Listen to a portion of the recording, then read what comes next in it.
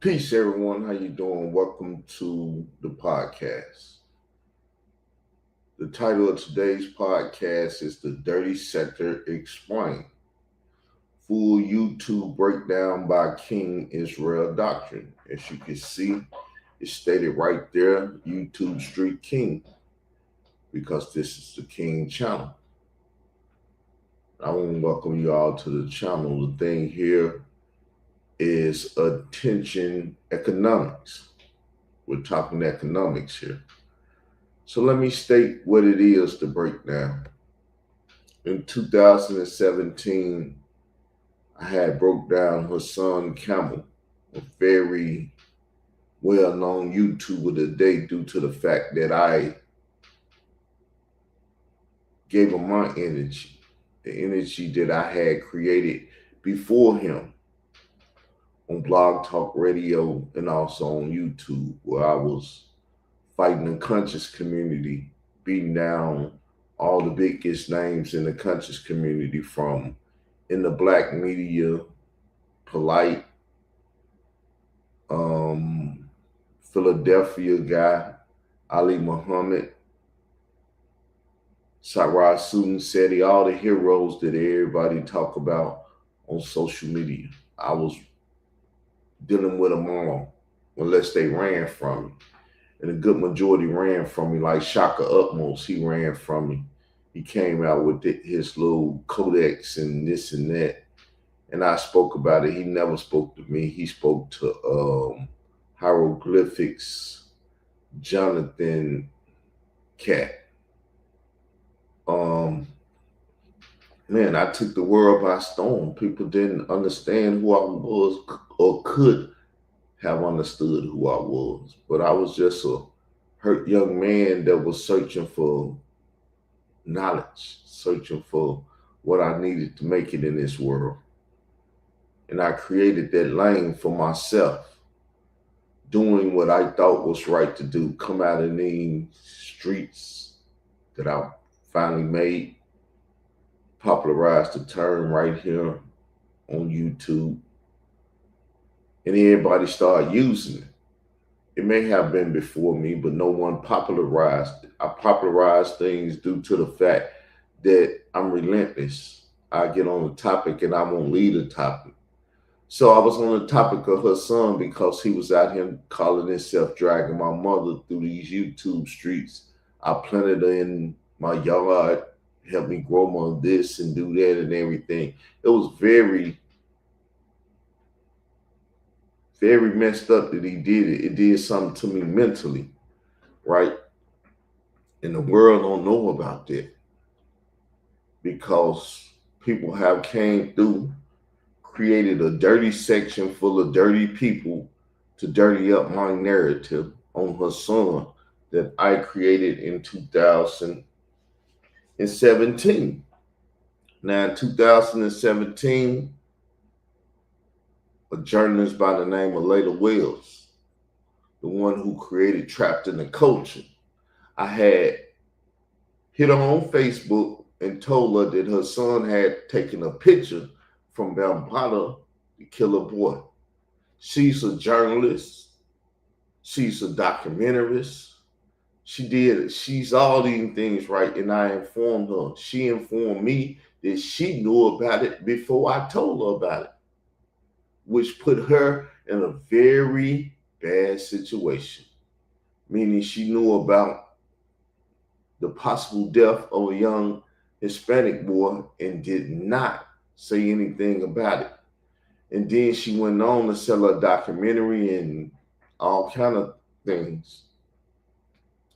And a lot of people joined her son, Twist Doctrine, and everything else.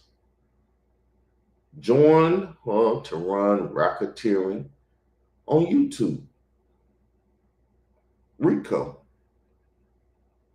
Racketeering, illegal, so on and so forth. What it is, I don't know. I ain't said it in so long. I'm a stroke victim. I don't run around claiming that I remember everything.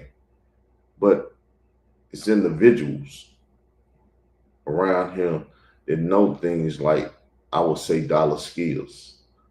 since he's my brother, and he told me, hey,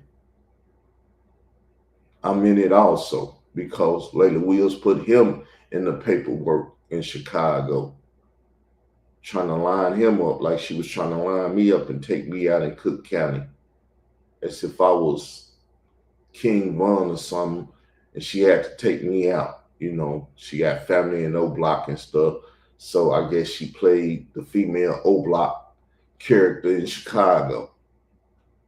It's like a movie, people. I mean, I don't know what was going on. I was just being me, though, fighting the system and standing up to the powers that be. What if they was Troy Star Terrain?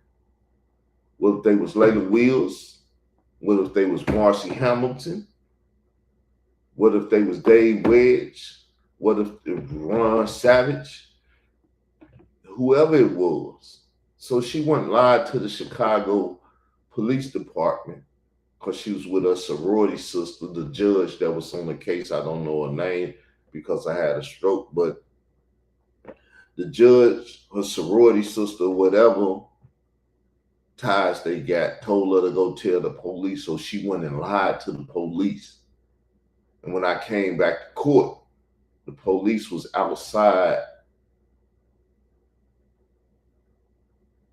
the courthouse waiting on me. I felt uncomfortable, tried to leave that floor and everything, and they told me that I was under arrest. They didn't read me no more run the rights and all that stuff. I told the state of Illinois that the state of Illinois said, leave that guy alone because we're at fault him. And they threw the case out of court. Once they threw the case out of court, Layla Wills and her false claims and her lies and everything she did, she threw her civil case out of court.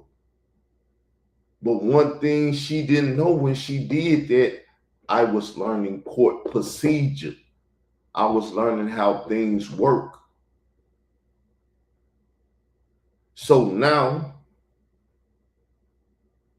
it's the time for me to laugh. She laughed first and I cried. Now it's time for me to laugh and for her to cry. Because when I start my court procedures, when I bring my criminal stuff that she, Troy Star Terrain, Layla Wills and stuff, see, I didn't have no big time corporation. They got big time corporations. So let me explain to you what's about to happen. If they don't, I ain't even going, whatever. What's about to happen is those nonprofits and stuff, the snitch network and everything these people got, and the money that they got and the way they got it in a deposition, they're going to have to tell. Anywhere it goes, they're going to have to tell. And if they don't tell and they get caught, that's jail time. But see, people never grew up believing that knowledge was power. But I always believed that knowledge was power because it's one thing about knowledge. They always try to keep it away from me. They don't want me to know what's in the book. They don't want me to know what's in that book. They don't know. They tried to stop me from reading everything. They never taught me phonics and stuff. So they tried to put me in a bad predicament. So I just played an audio a couple days ago, Go Fishing, where Khalil Amani is telling a story about her son and Giovanni.